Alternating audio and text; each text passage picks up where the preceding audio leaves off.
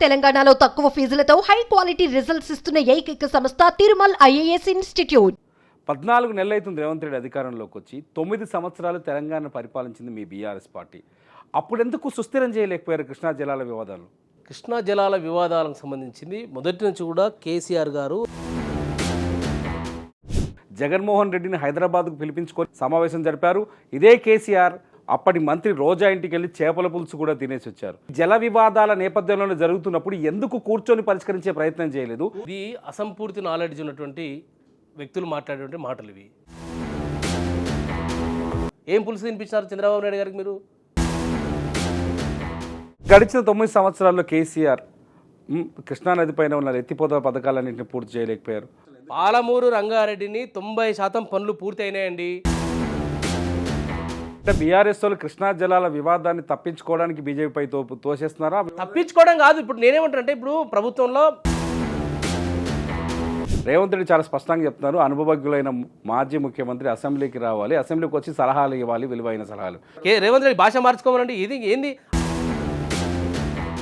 రేవంత్ రెడ్డి భాష మార్చుకుంటూ వస్తారా? కేసీఆర్ వస్తే తట్టుకుంటాడా ఆయన రేవంత్ రెడ్డి గారు? Welcome to Suman TV. Krishna జలాల వివాదం ఆంధ్ర తెలంగాణల మధ్య మళ్ళీ అగ్గి రాజేస్తుంది. తాజాగా బీఆర్ఎస్ నాయకుడు డాక్టర్ కుర్వ విజయ్ కుమార్ కృష్ణా ఏదైతే శ్రీశైలం డ్యామ్ దగ్గరికి వెళ్ళి అక్కడ పోలీసులతో ఘర్షణ పడ్డారు, గొడవ పడ్డారు. అక్కడ డ్యామ్ పరిశీలనకు వెళ్ళిన బీఆర్ఎస్ నాయకుడు విజయ్ కుమార్ని ఆంధ్రప్రదేశ్ పోలీసులు అడ్డుకోవడంతో కాస్త ఉద్రిక్త వాతావరణం ఏర్పడింది. ఇంతకీ కృష్ణా జలాల్లో తెలంగాణకు ఎందుకు అన్యాయం జరుగుతుంది? ముఖ్యమంత్రి రేవంత్ రెడ్డి చర్యలు ఎందుకు తీసుకోవట్లేదు? బీఆర్ఎస్ చేస్తున్న ప్రధానమైన ఆరోపణలేంటి? ఎవరైతే విజయ్ కుమార్ శ్రీశైలం డ్యామ్ దగ్గర పోలీసులతో గొడవకు దిగారో, వాళ్ళతో వాగ్వాదాన్ని చేశారో అదే విజయ్ కుమార్ ఇప్పుడు మనతో పాటు స్టూడియోలో ఉన్నారు. విజయ్ కుమార్ గారు నమస్కారం. నమస్కారం అండి. విజయ్ కుమార్ గారు, మీరు మొన్న శ్రీశైలం డ్యామ్ దగ్గరికి వెళ్ళి అసలు ఏం జరిగింది, అక్కడ ఏం జరుగుతుంది, ఏం చూసి పోలీసులు మీరు వాళ్ళతో వాగ్వాదాన్ని దిగారు? చూడండి, మొన్న 20వ తారీఖు రోజున, ఈ నెల 20వ తారీఖు రోజున మా పార్టీ సీనియర్ నాయకులు, మాజీ మంత్రివర్యులు, గౌరవనీయులు హరీష్ రావు గారు ఒక ప్రెస్ కాన్ఫరెన్స్ పెట్టి తెలంగాణ ప్రాంతానికి కృష్ణానది జలాలలో ఏ రకమైనటువంటి అన్యాయం జరుగుతూ ఉంది, ఆంధ్రప్రదేశ్ ప్రభుత్వము, ఆంధ్రప్రదేశ్ రాష్ట్రం కృష్ణా జలాలని ఏ రకంగా దోపిడీ చేస్తూ ఉందో ఆ రోజు ప్రెస్ కాన్ఫరెన్స్ పెట్టి మా అందరు కూడా మహబూబ్నగర్ జిల్లా, నల్లగొండ జిల్లా, ఖమ్మం జిల్లా నాయకులకు టెలికాన్ఫరెన్స్ పెట్టి ఈ ఇష్యూస్ మీద ఎక్కడికక్కడే ఎండగట్టనని చెప్పేసి మా పార్టీ ఆదేశం ఉంది. ఆ పార్టీ ఆదేశానుసారంగా మా జిల్లాలో ఉన్నటువంటి మా మాజీ మంత్రివర్యులు నిరంజన్ రెడ్డి గారు కావచ్చు, నల్గొండ జిల్లా నాయకుడు జగదీష్ రెడ్డి గారు కావచ్చు, ఎక్కడికక్కడ ఈ ఇష్యూ మీద స్పందించడం జరిగింది. అందులో భాగంగానే మన తెలంగాణకు రావాల్సినటువంటి నీటిని ఏదైతే పాలమూరు రంగారెడ్డి లిఫ్ట్ ఇరిగేషన్ ఉందో, పాలమూరు రంగారెడ్డి లిఫ్ట్ ఇరిగేషన్ను దాదాపుగా 90% పనులు తెలంగాణ తొలి ముఖ్యమంత్రి గౌరవనీయులు కేసీఆర్ గారు పూర్తి చేశారు. ఆ 10% మిగిలినటువంటి ఆ పనులన్నీ నిధులు కేటాయించి పూర్తి చేసినట్లయితే మనకు దక్కాల్సినటువంటి మన హక్కు ఏదైతే ఉందో ఆ హక్కు మన వాటాని మనం సంపూర్ణంగా వాడుకోవడానికి కోసం ఉపయోగపడేటువంటి ప్రాజెక్ట్ అది. రేవంత్ రెడ్డి గారు ముఖ్యమంత్రి అయిన తర్వాత ఒక్క పైసా కూడా దానికి నిధులు కేటాయించకుండా పాలమూరు ప్రాజెక్టుని ఈరోజు ఎండబెట్టినటువంటి పరిస్థితి. నేను నల్లమల్ల బిడ్డని మాట్లాడతాడు.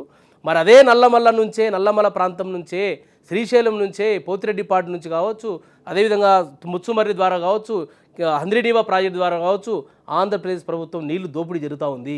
మరి తెలంగాణలో మన ప్రాంతం నుంచి మన పాలమూరుకి మొత్తం సాగునీరు, త్రాగునీరు, మన పంటలు దాదాపు 3 లక్షల ఎకరాలు ఇవాళ పంటలు వేసిన ప్రాజెక్టు కింద, కల్వకుర్తి లిఫ్ట్ ఇరిగేషన్ ప్రాజెక్టు కింద, నెట్టెంపాడు కింద, భీమా కింద, కోయిలసారి కింద. కానీ ఈరోజు ఆ ప్రాజెక్టును పూర్తి చేసినట్లయితే, మనం ముందే మన రిజర్వాయర్ని మొత్తం కూడా కరివేన కావచ్చు, ఉదండాపూర్ కావచ్చు, నార్లాపూర్ కావచ్చు, ఈ డ్యాములు మొత్తం కూడా రిజర్వాయర్లను పూర్తి చేసుకొని ఉంటే ఇవాళ పాలమూరు మొత్తం పచ్చగా ఉండేది, ఇంకా పచ్చగా ఉండేది.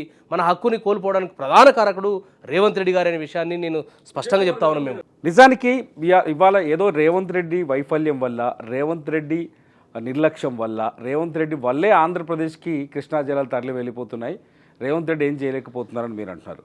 14 నెలలైతుంది రేవంత్ రెడ్డి అధికారంలోకి వచ్చి. 9 సంవత్సరాలు తెలంగాణ పరిపాలించింది మీ బీఆర్ఎస్ పార్టీ. అప్పుడెందుకు సుస్థిరం చేయలేకపోయారు కృష్ణా జలాల వివాదాలు? కృష్ణా జలాల వివాదాలకు సంబంధించింది మొదటి నుంచి కూడా కేసీఆర్ గారు, మన హరీష్ రావు గారు వీరు ఇద్దరు కూడా తెలంగాణలో ఉన్నటువంటి మొత్తం క్యాబినెట్ అసెంబ్లీలో కూడా చాలా చర్చలు జరిగినాయి. కేసీఆర్ గారు తెలంగాణ అసెంబ్లీలో ఒక పవర్ పాయింట్ ప్రజెంట్ చేసిండు. తెలంగాణలో ఉన్నటువంటి నీటిపారుదల ప్రాజెక్టుల మీద ఏ ప్రాజెక్టుకి ఎంత రిక్వైర్మెంట్ ఉంది, ఎక్కడెక్కడ ఏమేమి అవసరాలు ఉన్నాయని పూర్తి డీటెయిల్గా వారు పీపీటీ కూడా ఇచ్చినటువంటి సందర్భాన్ని మనం చూసినాం మనం. సో నేనేమంటున్నా అంటే రేవంత్ రెడ్డి గారు అక్కడ ఆంధ్రప్రదేశ్ ప్రభుత్వంలో ముఖ్యమంత్రి చంద్రబాబు నాయుడు గారు గతంలో వారికి గురువుగా పనిచేసినారు వారు. కాబట్టి అతని అక్రమంగా నీటిని తరలించుకెళ్తా ఉంటే కానీ ఈయన చూస్తూ ఊరుకున్నటువంటి పరిస్థితి. కేఆర్ఎంబి బోర్డు చైర్మన్ వారు ఏకపక్షంగా నిర్ణయం తీసుకొని ఆ 34% తెలంగాణకు 66% ఆంధ్రప్రదేశ్ కని ఏకపక్షంగా ఆ రోజు తీర్పిచ్చినాడో ఏదైతే రాసిండో దాని ప్రకారం ఆ రోజు మీ అధికారంలో రేవంత్ రెడ్డి ఉన్నాడా? ఎవరు ఆ రోజు అది మేము ఆ విషయాన్ని కేంద్ర జలశక్తి శాఖ మంత్రికి నరేంద్ర మోడీ గారికి అదే అనేక సంస్థలకు కోర్టులు సుప్రీంకోర్టు కూడా కేసు వేయడం జరిగింది. తెలంగాణ ప్రభుత్వం ఆ రోజు అనేక లెటర్లు రాయడం జరిగింది. అనేక లెటర్లు ఇది కాదు మాకు 50% రేషియో ప్రకారంగా మా తెలంగాణకి 50%, ఆంధ్రప్రదేశ్ ప్రభుత్వానికి 50%. ఎందుకంటే కృష్ణా అనేది మొత్తం కూడా కృష్ణా బేసిన్ మొత్తం కూడా మహబూబ్నగర్ జిల్లాలో తెలంగాణలో నల్గొండ జిల్లాలో పారుతున్నటువంటి పరిస్థితి ఇది. ఇప్పుడు కేసీఆర్ గారికి మోడీ గారికి పంచాయతీ ఎక్కడొచ్చింది? కృష్ణానది జలాల మీద ఆయన పంచాయతీ చేయడం లేదు, గోదావరి దాని మీద పంచాయతీ తెంపడం లేదు. కాబట్టి బీజేపీ ప్రభుత్వం గత 10 సంవత్సరాల నుంచి కేంద్రంలో అధికారంలో ఉండి దీన్ని ఒక గంటలో తెంపాల్సిన పంచాయతీని 10 సంవత్సరాల నుంచి బీజేపీ ప్రభుత్వము అక్కడ ఆంధ్రప్రదేశ్లో ఉన్నటువంటి పార్టీలకు ప్రభుత్వాలకు తల ఒగ్గి ఆ పంచాయతీ ఇంకా కూడా లేపుతున్నటువంటి పరిస్థితి బీజేపీ వాళ్ళది. విజయ్ కుమార్ గారు ఆంధ్రప్రదేశ్లో వైసీపీ గవర్నమెంట్ ఉన్నప్పుడు వైసీపీ ముఖ్యమంత్రి ఎవరైతే జగన్మోహన్ రెడ్డి ఉన్నారో జగన్మోహన్ రెడ్డికి కేసీఆర్ గారు మెంటర్గా పనిచేశారు. అన్ని విధానాల్లో సలహాలు ఇస్తూ వచ్చారు. జగన్మోహన్ రెడ్డిని హైదరాబాద్కు పిలిపించుకొని 6 గంటల పాటు తన నివాసంలో సమావేశం జరిపారు. ఇదే కేసీఆర్ ఆంధ్రప్రదేశ్కి వెళ్ళారు. అప్పటి మంత్రి రోజా ఇంటికి వెళ్ళి చేపల పులుసు కూడా తినేసి వచ్చారు. ఇదంతా ఆ రోజు ఈ జల వివాదాల నేపథ్యంలోనే జరుగుతున్నప్పుడు ఎందుకు కూర్చొని పరిష్కరించే ప్రయత్నం చేయలేదు? కాంగ్రెస్ వాళ్ళు అడుగుతున్న ప్రశ్న ఏంటంటే చేపల పులుసుకి కృష్ణా జలాల్ని వదిలేసి వచ్చింది కేసీఆర్ అంటున్నారు. దాని మీ సమాధానమే? ఇది అసంపూర్తి నాలెడ్జ్ ఉన్నటువంటి వ్యక్తులు మాట్లాడేటువంటి మాటలు ఇవి నేనేమంటే ఒక పెద్దన్న పాత్ర పోషించి ఒక పెద్ద మనిషిగా, ఎందుకంటే ఇరు రాష్ట్రాల ముఖ్యమంత్రులు రెండు రాష్ట్ర ప్రభుత్వాలు సఖ్యతతో వెళ్తేనే ఈ యొక్క సమస్యకి పరిష్కారం శాశ్వతంగా చూడాలని కేసీఆర్ గారు బలమైనటువంటి ఒక నిర్ణయంతో తీసుకున్నటువంటి నిర్ణయం అది. మరి ఆ రోజు కేసీఆర్ గారు జగన్మోహన్ రెడ్డి గారిని పిలిపించినారు. వాస్తవమే, ఇది ఒక రాష్ట్ర ముఖ్యమంత్రి గారు ఇంకో రాష్ట్ర ముఖ్యమంత్రి పిలిపించి గౌరవించడం మన ధర్మం, మా సాంప్రదాయము. మళ్ళీ తెలంగాణలో కాంగ్రెస్ అధికారంలోకి వచ్చిన తర్వాత రేవంత్ రెడ్డి గారు ముఖ్యమంత్రి అయితే తన గురువుని మరి పిలిపించుకొని ప్రజాభవన్ పూలే భవన్ పిలిపించుకొని ఒక హాఫ్ డే మొత్తం చర్చలు చేసి మీటింగ్లు పెట్టి రెండు రాష్ట్ర ప్రభుత్వాలు మీటింగ్లు ఎందుకు పెట్టినారు? మరి అంటే మీరేం పులుసు తిన్నారు? ఏం పులుసు తినిపించినారు చంద్రబాబు నాయుడు గారికి మీరు? మరి దాని కూడా సమాధానం చెప్పాలి కాంగ్రెస్ వాళ్ళు. మరి ఆ రోజు జగన్మోహన్ రెడ్డి గారిని పిలిపించి కేసీఆర్ గారు మాట్లాడారంటారు. మరి అదే చంద్రబాబు నాయుడు గారిని ఇదే రేవంత్ రెడ్డి గారు పిలిపించి మాట్లాడారు కదా, దానికి ఏం సమాధానం చెప్తారు? అంటే నేనేమంటున్నా అంటే ఒక ముఖ్యమంత్రి ఇంకో రాష్ట్ర ముఖ్యమంత్రి పిలిపించి మాట్లాడడంలో, ఇరు రాష్ట్రాల ముఖ్యమంత్రికి సహృద్భావమైన వాతావరణంలో కూర్చొని మాట్లాడడంలో తప్పులేదు. కానీ ఆ యొక్క చర్చలో జరిగినటువంటి సారాంశాలని ఆ ప్రభుత్వం పెడచెవిన పెడితే మళ్ళీ మేము కేఆర్ఎంబికి అదేవిధంగా కేంద్ర జలశక్తి శాఖ మంత్రికి నరేంద్ర మోడీకి ఎన్నోసార్లు రాతపూర్వకంగా విన్నవించినట్టు మా నాయకుడు కేసీఆర్ గారు, అదేవిధంగా హరీష్ రావు గారు. కానీ కేంద్ర ప్రభుత్వం దాన్ని చూస్తూ ఇంకా పంచాయతీ పెంచుతూ ఉంది కానీ పంచాయతీ తెప్పడం లేదు. ఆ రోజు కేసీఆర్ ఆ ఒప్పందానికి, అది తాత్కాలికమా కాదా అనేది పక్కన పెడితే, ఆ ఒప్పందానికి అంగీకరించడం వల్లే ఇవాళకి కూడా అదే విధాన్ని అమలు చేయాల్సి వస్తుంది. ఇవాళకి కూడా అదే సమస్యగా మారిందని చెప్తే ఏం చెప్తారు మీరు? 2016లో 2017లో అనేక ప్రతి సమావేశంలో కూడా మేము దాన్ని వ్యతిరేకిస్తూ రాతపూర్వకంగా లెటర్లు ఇచ్చి వచ్చింది ఈ ప్రభుత్వం. అదేమి అగ్రీడ్ కాలేదు. కానీ ఆ పంచాయతీ తెంపకుండా బీజేపీ వాళ్ళు పెండింగ్ పెట్టి దాన్ని నాంచి ఈ దాకా తీసుకొచ్చి బీఆర్ఎస్ వాళ్ళు కృష్ణా జలాల వివాదాన్ని తప్పించుకోవడానికి బీజేపీపై తోసేస్తున్నారా? తప్పించుకోవడం కాదు. ఇప్పుడు నేనేమంటానంటే ఇప్పుడు ప్రభుత్వంలో బీఆర్ఎస్ పార్టీ లేదు, కేసీఆర్ గారు ముఖ్యమంత్రిగా లేరు, ఎవరు మా పార్టీ వాళ్ళు ఆ ప్రభుత్వాల్లో లేరు, కేంద్రంలో కానీ రాష్ట్రంలో కానీ లేరు. నేనేమంటున్నా కేఆర్ఎంబి మీటింగ్ సంబంధించింది ఏదైతే ఉంటాయో ఆ మీటింగ్లో జరిగిన ప్రతి మీటింగ్కి ఒక మినిట్స్ ఉంటాయి, ఎవరెవరు అటెండ్ అయ్యారో వాళ్ళ సంతకాలు ఉంటాయి, ఏమేమి రాశారో అవన్నీ ఉంటాయి. అవన్నీ బయటపెట్టమనండి. వీళ్ళకి ధైర్యం ఉంటే కేంద్ర రాష్ట్ర ప్రభుత్వాలకు, కేంద్రంలో బీజేపీ ప్రభుత్వానికి కానీ ఈ రాష్ట్రంలో ఉన్నటువంటి కాంగ్రెస్ ప్రభుత్వానికి కానీ దమ్ము ఉంటే ఆ మీటింగ్ల యొక్క మినిట్స్ని బయటపెట్టమంటే తెలుస్తుంది బీఆర్ఎస్ పార్టీ స్టాండ్ అయింది, కేసీఆర్ గారు స్టాండ్ అయిందో తెలుస్తుంది, బయటకు వస్తుంది. ఆంధ్రప్రదేశ్ చాలా స్పష్టంగా చెప్తోంది ఏదైతే తాత్కాలిక పంపిణీ జరిగిందో, గతంలో తెలంగాణ ప్రభుత్వం మొత్తం కృష్ణా జలాల పంపిణీపై 4 రాష్ట్రాలతో కలిపి మళ్ళీ కేటాయించాలి, కేటాయింపులు జరగాలని చెప్పేసి తెలంగాణ ప్రభుత్వం కోరి దానికి మహారాష్ట్ర, కర్ణాటక ఒప్పుకోలేదు. ఆంధ్రప్రదేశ్ తెలంగాణ వివాదం కాబట్టి ఆ రోజు కృష్ణా రివర్ బోర్డు ఏదైతే డెసిషన్ తీసుకుందో దాని ప్రకారమే నీళ్ళు తీసుకెళ్తున్నామని చెప్తారు. అసలు 2002 నుంచే కృష్ణానది జలాల్లో పునఃపంపిణీ జరగాలని డిమాండ్ చేసినటువంటి గొప్ప దార్శనికుడు కేసీఆర్ గారండి. వీళ్ళు ఇవాళ ఆ రోజు ఎక్కడున్నారు? అసలు వీళ్ళు ఓనమ్మలమని రాష్ట్రాల వాళ్ళు రేవంత్ రెడ్డి గారు కావచ్చు, ఇప్పుడు కాంగ్రెస్లో ఉన్న మంత్రులు, ప్రభుత్వంలో మంత్రులు కావచ్చు. 2002లోనే ఆయన పాదయాత్ర చేసిన కృష్ణా జలాల మీద ఆర్డీఎస్కి అన్యాయం జరుగుతుందని చెప్పేసి అంత గొప్ప దురదృష్టితో ఉన్న నాయకుడు కేసీఆర్ గారు గంటంలో ప్రాణం ఉన్నంత వరకు తెలంగాణకు అన్యాయం జరుగుతుంది ఒప్పుకుంటాడా కేసీఆర్ గారు? ఎట్టి పరిస్థితుల్లో ఒప్పుకునే పరిస్థితి లేదు, ఒప్పుకోడు కూడా. అసలు తెలంగాణ ఉద్యమమే తెలంగాణ సాధించుకుందే నీళ్లు, నిధులు, నియామకాలు. నీళ్ళు అట్లాంటి ఒక ట్యాగ్ లైన్ సంబంధించింది మా తెలంగాణకు అన్యాయం జరిగితే మా నాయకుడు ఒప్పుకుంటారా అంటే అట్లా ఎట్టి పరిస్థితుల్లో ఒప్పుకోవడం అట్లా.